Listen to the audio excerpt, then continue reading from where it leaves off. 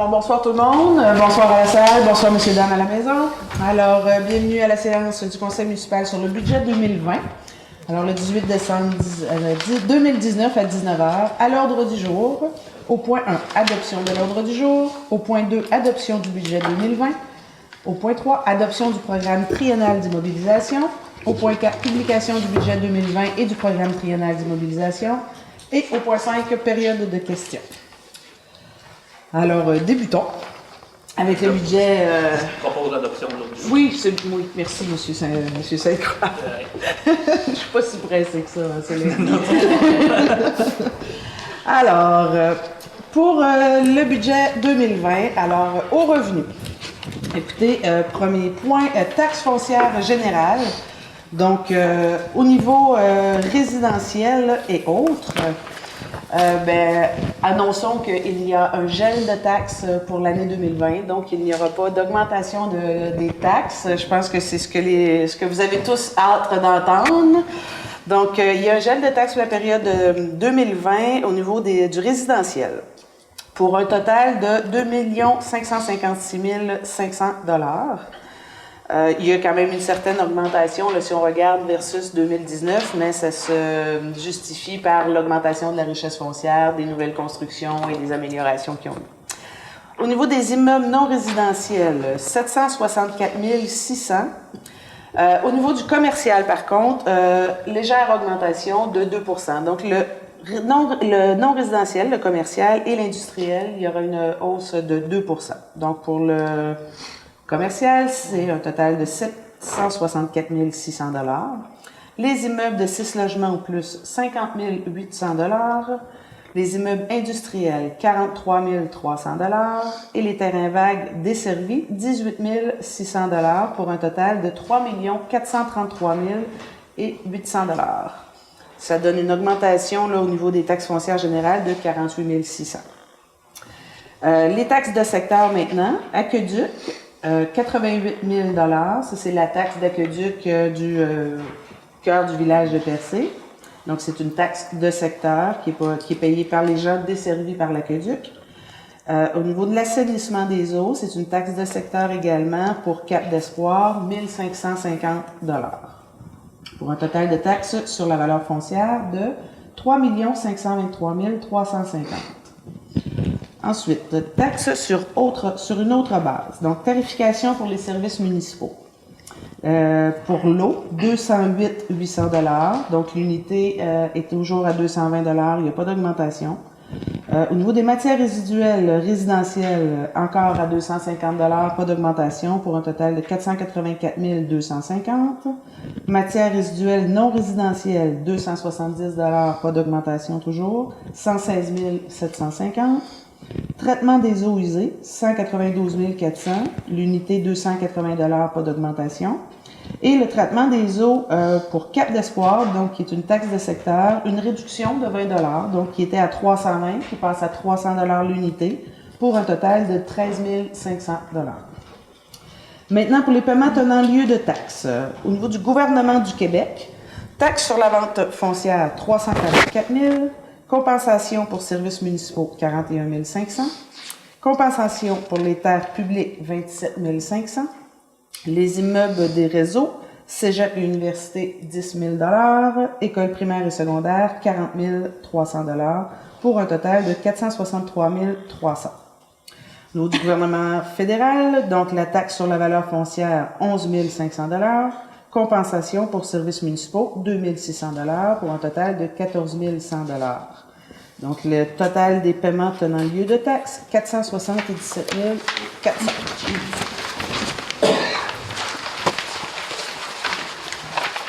Au niveau des transferts maintenant, donc le transfert de droits pour la péréquation, très bonne nouvelle à la municipalité de Percé aujourd'hui, une augmentation, donc un total de péréquation de 546 480 $. C'est une augmentation de 290 490 $, donc on est vraiment très contents cette année. C'est un peu une boîte à surprise, mais une belle augmentation cette année. Et je vous dirais que c'est en majeure partie la raison pourquoi il y a un gel de taxes cette année. Ensuite, au niveau du nouveau point de la TVQ qui a été négocié au dernier pacte fiscal, donc 1% de retour pour les municipalités, c'est un nouveau transfert lequel on a droit, donc un montant de 29 170 $, qui fait un total de 575 650 et qui représente quand même une augmentation des transferts de 319 660. Maintenant, transfert entente partage de frais.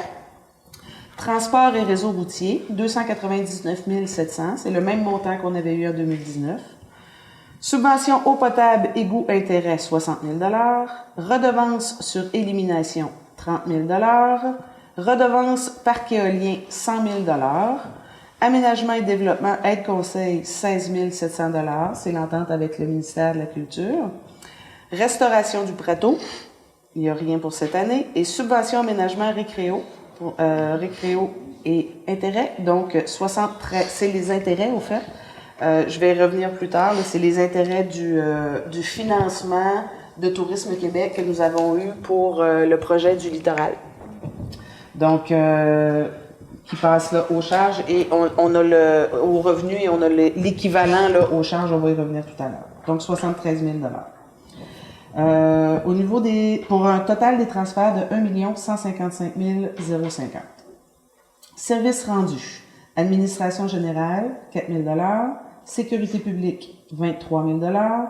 Transport, entretien d'hiver et stationnement, 707 500 $. Et ici aussi, encore une fois, une bonne nouvelle. Donc, c'est surtout au niveau de l'enlèvement de la neige, où on a une nouvelle entente avec le ministère du Transport. Donc, on a 632 500 $ du ministère du Transport, plutôt que 457 000. Donc, c'est quand même une augmentation de 175 000 sur le contrat avec le MTQ. Et également, les nouveaux stationnements municipaux, donc qu'on a mis en place là, la dernière été. On a un revenu là, budgété de 60 000 $ avec ça, qui fait une augmentation là, quand même assez importante. L'hygiène du milieu, 8 000 $. Aménagement, urbanisme et développement, 3 000 $. Loisirs et culture, 27 000 $, pour un total des services rendus de 772 500. Imposition de droit, licence et permis, 6 000 $. Droit de mutation mobilière, 40 000 $. Droit carrière et sablière, 20 000 $, pour un total d'imposition des droits de 66 000 $. Ensuite, les intérêts bancaires et arriérés de taxes, 75 000 $, pour un total de revenus de 7 085 000 $, qui est une augmentation par rapport au budget 2019 de 570 000 $. Maintenant, dans les charges. Alors, au niveau de l'administration générale, le conseil municipal, 188 900. Gestion financière et administrative, 542 080, qui est entre autres au niveau de la masse salariale et la digitalisation de l'administration. Il y a une augmentation par rapport à l'an dernier. Gestion financière et administrative, 176 940. Greffe, 85 080. Évaluation, 23 000. J'ai décalé, hein? J'ai décalé. Je dois recommencer administration générale. Excusez-moi. Conseil municipal, 188 900. Gestion financière administrative, 542 080. Greffe, 176 940. En disant tout à l'heure, je trouvais qu'il y avait quelque chose. Évaluation, 85 080. Gestion du personnel, 23 000. Et autres, 135 700 pour un total de l'administration générale à 1 151 700. Sécurité publique maintenant. La police, donc la SQ, 219 820. Sécurité incendie, 283 850. Sécurité civile, 3 000. Et autres, 5 700 $ pour un total de 512 370.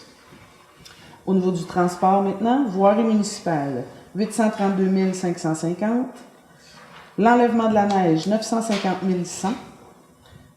Enlèvement de la neige, il y a quand même une bonne augmentation par rapport à 2019 qui se justifie encore une fois en partie par la masse salariale et en grande partie par le coût des abrasifs et du sel. L'éclairage de rue, 40 000 $. Donc, une réduction de 54 000 par rapport au budget 2019, qui est en cause de nos nouvelles lumières de rue, qui est les lumières Odell, donc on nous avait prédit là, une économie de 57 000. Alors, on a un budget de moins 54 000 cette année. Je pense que ça vaut la peine. Circulation et stationnement, 11 000. Transport collectif, 34 980 pour un total au niveau du transport de 1 868 630 $. Hygiène du milieu maintenant. Approvisionnement et traitement de l'eau, 117 450. Réseau de distribution de l'eau potable, 95 500. Traitement des eaux usées, 199 000. Réseau d'égout, 28 000. Traitement des matières résiduelles, 568 350. Donc, c'est vraiment une des grandes parties de l'hygiène du milieu, évidemment. Environnement, 5 000 $ pour un total de 1 13 300 $. Logement social, qui est notre cotisation l'OMH, l'Office municipal d'habitation, 13 000 $. Aménagement, urbanisme et développement. Aménagement, urbanisme et zonage, 251 800. Industrie et commerce, 79 640. Tourisme, 372 100 $. Récréo touristique, 319 510. Biens patrimoniaux, 80 870 pour un total d'aménagement, urbanisme et développement de 1 103 920. Loisirs et culture maintenant. Pour les centres communautaires, 87 130. Autres activités récréatives, 97 150. Les bibliothèques, 21 100. Et autres activités culturelles, 76 500 $ pour un total de 281 880. Ce qui est une augmentation de 23 610 au niveau de loisirs et culture. Dans les frais de financement maintenant, intérêt sur la dette à long terme, 252 000. Frais d'émission, 21 100. Intérêt, emprunt temporaire et frais bancaires, 23 000 pour un total de frais de financement de 296 100 $. Avec un total des charges de 6 240 900. Ensuite, pour les conciliations à des fins fiscales, le remboursement de la dette à long terme, 492 000. Transfert à l'État des activités d'investissement. Donc, c'est un fonds d'investissement de 200 000 $ et un fonds réservé et affectation de 152 100 pour un total de 844 100 qui nous donne un budget équilibré, un total des charges de 7 085 000 avec un budget équilibré avec les revenus.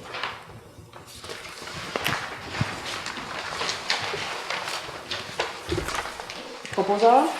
Je propose. Merci, M. Saint-Croix. Alors, au point 3 maintenant, adoption du programme triennal d'immobilisation. Alors, on va y aller pour l'année 2020. Au niveau de la sécurité incendie, donc un investissement de 1 070 000 qui est notre fameuse caserne de pompiers à Barachois. Donc, sur le 1 070 000, il y a quand même une subvention de 70 % qui est attribuée. Véhicule pour 60 000 $. Appareil respiratoire, 160 000 $. Autre équipement, 112 200 $ pour un total au niveau de la sécurité incendie de 1 402 200 $. Au niveau des travaux publics, véhicule pour 429 000 $. Autre équipement, 35 000 $. Amélioration du garage, 60 000 $. Pour un total de 524 000 $ au niveau des travaux publics. Hygiène du milieu, donc c'est aqueduc, traitement des eaux usées. Véhicule pour un montant de 36 000 $. Mise aux normes des équipements, c'est 439 500 $. C'est la fameuse station de pompage qui se situe au parc municipal, donc qui est financée par la TEC. Et le renouvellement des conduites pour 1 600 000 $, qui est le projet de la rue à Bonfils, également financé en grande partie par la TEC. Donc, pour un total hygiène du milieu, 2 75 500 $. Aménagement, urbanisme et développement. Donc, création d'une zone industrielle, 100 000 $. Aménagement d'un stationnement, 10 000 $.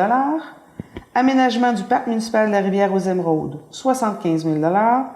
Aménagement du site de la plage de Coin-du-Banc, 30 000 $. Rénovation du bâtiment Le Prateau, 70 000 rénovation du bâtiment de la rue du Quai, 80 000 et projet Côte-Surprise en 2021. Donc, un total de l'urbanisme de 365 000 pour un montant total des activités d'investissement en 2020 de 4 366 700 qui apparaît comme un très, très gros montant. Si on vient à la page suivante, ceux qui sont en salle qui l'ont devant nous, c'est un montant, comme je vous dis, 4 366 000 avec beaucoup de montants de subventions. Donc, il y a 48 000 qui seraient affectés en subvention, 48 pardon, affectés en subvention, 7 qui vont provenir des surplus, 9 de réserves, qui sont donc déjà des fonds réservés à certains investissements, 2 du fonds de roulement et 34 en emprunt. Évidemment, ce sont des projections. Il n'y a rien de final dans le plan de triennal. C'est tous des projets qui doivent revenir en résolution devant le conseil municipal, mais c'est quand même ce qui est projeté, budgété, avec une capacité de remboursement. Donc, en budgétant tout ceci, on sait qu'on a ce qu'il faut pour le remboursement, évidemment. Si je reviens au plan triennal, donc 2021, l'année suivante, sécurité incendie, 500 000 véhicules, 500 000 sécurité incendie pour le bâtiment, le 500 000 c'est un peu le même principe que la caserne de Barachois. Il y a des subventions qui sont attribuées à des projets comme celui-ci quand on parle du bâtiment. Quand c'est le temps des véhicules, il n'y a pas de subvention, c'est beaucoup plus difficile à trouver. Quoique ça peut changer d'une année à l'autre, les programmes peuvent évoluer, changer, on pourrait avoir accès à du financement. On va le vérifier évidemment, mais normalement c'est au niveau des bâtiments. Ensuite, si je viens dans autres équipements, 20 000 pour un total sécurité incendie de 1 020 000 en 2021. Au niveau des travaux publics maintenant, on poursuit dans l'achat d'équipements, dans l'achat de véhicules, petite note, faut savoir que la flotte de camions, l'équipement routier commence à être assez usé, assez vieillissant. Donc, évidemment, on prévoit un renouvellement tranquillement de la flotte au niveau de la voirie. Donc, 250 000 en 2021. Autre équipement, 30 000 pour un total de 280 000 Au niveau de l'hygiène du milieu maintenant, un véhicule en 2021 pour 36 000 pour un total de 36 000 Aménagement, urbanisme et développement. Création de la zone industrielle, 25 000 Aménagement d'un stationnement, rien en 2021. Aménagement, parc municipal de la Rivière-aux-Émeraudes. On a planifié un 50 000 mais ça reste encore une fois à voir. Ce sont des projets éventuellement qui auront probablement accès à du financement, des subventions, soit au niveau touristique ou autre. Donc, 50 000 de projeté. Aménagement du site de la plage de Coin-du-Banc, 15 000 Rénovation du bâtiment de la rue du Quai, 40 000 C'est le bâtiment qui est au coin là, de la rue du Quai, qui appartient à la municipalité, donc où on voit là, les bureaux de l'Office de tourisme. Projet Côte-Surprise qui revient, donc 250 000 projetés pour un total urbaniste de 380 000 pour un grand total de 2021 à 1 716 000 2022 maintenant. Au niveau de la sécurité incendie, autre équipement, 75 000 pour un total de 75 000 toujours. Travaux publics, véhicules, 436 000 Donc, il y aura encore une autre année 2022 où on renouvellera de l'équipement roulant.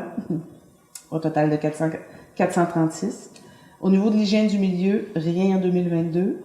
Au niveau de l'aménagement, urbanisme et développement, donc aménagement du parc municipal de la Rivière-aux-Émeraudes, 50 000 Rénovation du bâtiment de la rue du Quai, un autre 40 000 Projet Côte-Surprise, encore 250 000 pour un total de 340 000 et un grand total de 851 000 en 2022.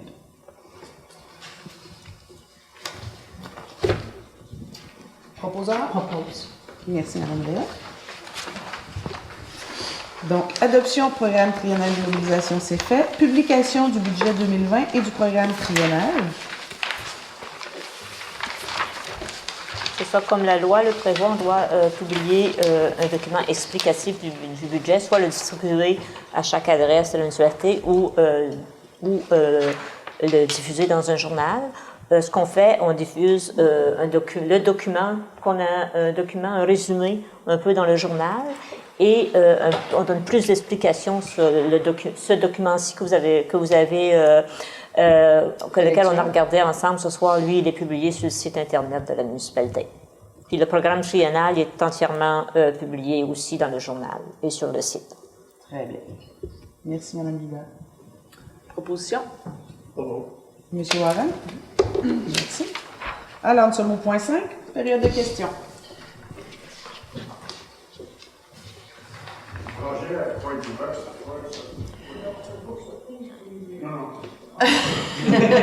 Pouvez-vous présenter au micro? Pouvez-vous présenter au micro? Est-ce que vous voulez vous présenter au micro? On parle anglais. You can come. There, come. Il faut le dire en anglais. Yeah, you can speak English. Monsieur Vibert veut savoir c'est quoi le projet à Corner of the Beach, à Pointe-du-Bec. Corner of the beach. Monsieur Vibert. It's okay. Puis moi, après, je voudrais savoir c'est quoi le projet de la Côte-Surprise, parce que je ne suis pas au courant. Parfait. Bien, première question pour le projet de Pointe-du-Banc, évidemment, c'est de procéder au nettoyage, donc l'amélioration. Il y a un projet en vigueur avec un groupe à Barachois. Donc, on tente de s'arrimer un peu avec ce groupe-là pour voir s'il y a des aménagements qui peuvent être arrimés ensemble. Mais c'est vraiment là, de ramener, de faire l'endroit au moins le plus propre possible et voir aussi avec le ministère du Transport parce qu'éventuellement, il va y avoir les travaux pour le train aussi qui va se faire. Voilà. You understood? Yeah? Okay. Excusez. Je pense que vous voulez savoir aussi, M. Vibert, s'ils vont arranger en avant. Oui, c'est vraiment ça. Oui, c'est vraiment au niveau du chemin. Là. C'est vraiment au niveau de la route de la plage. Les deux vont ensemble. Donc, c'est vraiment là où il y a les améliorations. Là. C'est bon? C'est bon. OK. Et le projet Côte-Surprise, c'est un projet qui date de très longtemps. En fait, c'est un projet qui vient du MTQ. C'est vraiment la réfection de la Côte-Surprise. Il a été mis sur la table. Écoutez, je pourrais même plus vous dire exactement quelle année. Là, c'est 2003, 2005, je pense qu'on a commencé à parler de ce projet-là au niveau du MTQ. Nous, ce qu'on veut faire, c'est de quand même budgéter une partie, parce que le MTQ vont venir faire la réfection de la route. Ils vont faire tout l'aménagement de la route. Mais on veut prévoir éventuellement s'il y avait des trottoirs à ajouter. Ça, le MTQ ne le font pas nécessairement. Donc, si on veut faire quelque chose d'un petit peu plus joli, des lampadaires, eux, ils vont venir, ils vont faire un trottoir de base. Mais si on voulait faire quelque chose un peu plus large, si on voulait mettre de l'espace pour les vélos, les motocyclettes ou quelque chose comme ça, ben on se budgète un montant à côté. Mais ça fait longtemps qu'on le voit au programme triennal. Il était là les années précédentes. Oui, exactement. C'est ça qu'on parle de l'enfouissement. C'est à partir du belvédère, exactement. L'enfouissement des lignes aussi. Et l'enfouissement des lignes, effectivement, M. Cacou. Donc, c'est vraiment quelque chose, si on veut nous ajouter au projet que le ministère du Transport va venir mettre en place, l'embellissement, l'enfouissement des fils, c'est pas quelque chose qui vient là, de base avec le ministère. Ben, je suis dégênée maintenant. Est-ce qu'il y a des chances que la rue du Cap-Barré soit refaite aussi comme la rue Sainte-Anne dans quelques années? Ou est-ce que c'est prévu? Oui, au fait, le grand percé, je vous dirais, est pas mal prévu. On est présentement en plan de devis pour la priorisation. Évidemment, ils n'arriveront pas toutes en même temps. Il va y avoir une priorisation qui va se faire et on est en plan de devis pour ça. Parce qu'il y a beaucoup de résidents. On en a parlé dans la dernière année. Il y a un programme qui existe, lequel l'enveloppe était vide dans les dernières années. On sait qu'il y a un renouvellement à partir de l'année prochaine. Donc, on est là-dedans, oui. On connaît l'état de... Oui. Ouais. OK. Merci. D'autres questions? Bonsoir. Bonsoir. Jean-François Gagné. Oui. Je ne sais pas si ça a changé l'année passée ou l'année d'avant. On avait longtemps demandé de voir le budget comparé au budget de l'année d'avant.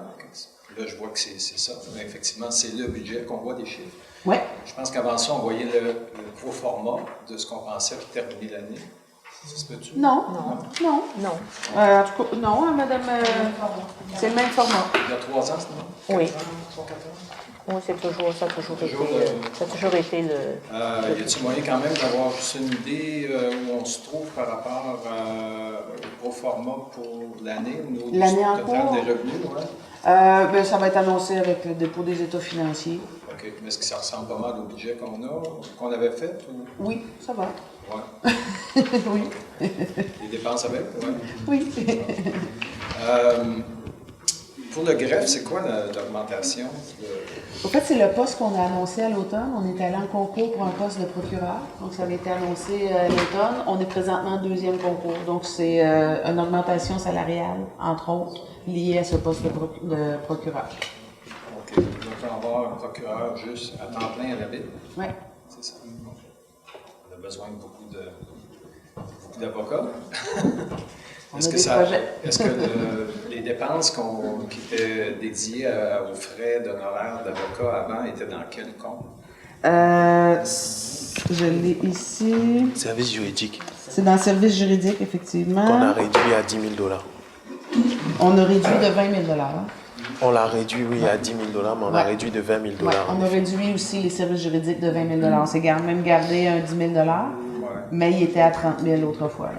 Donc, limite à 10. Donc, on est quand même une bonne différence. Avec le salaire éventuellement d'un procureur, évidemment.